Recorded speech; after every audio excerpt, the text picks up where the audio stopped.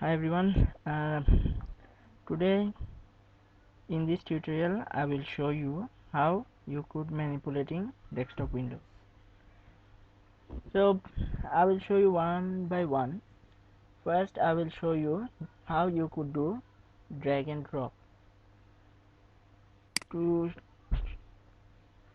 show you that, first I am creating a folder. So as you have seen that it's a folder. Now I am showing you how you could do drag and drop. To do drag and drop, you have to select the file. Just put your cursor over the file, click on left button on your mouse, and then drag and leave your mouse left button. So as you have seen that it is dropped into the folder. So this is the process of drag and drop. Now I'm showing you the difference between single click and double click.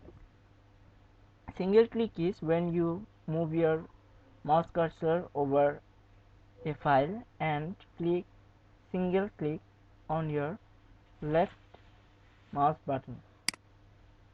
This is called single click. And when you double click on it, just one click and double click, then you will be enter into the folder which is double click. Now you can minimize, maximize it, just like we called it manipulation. So this is the folder name. We can select using one click and click on right button of our mouse, and we are clicking on rename and we put a name to it just like ABC. So we have changed it. This means we have manipulated. Now we are clicking on it, and now you can see that there is a minimize button. So if we click on it, it could be hidden in our taskbar. If we click on it, it will reopen once again. This is the restore. So if we click on it, it will take the full screen, just like it is now small. If we click on it, it will be in its full size, and this is the close button. So after clicking on it, we can close this file.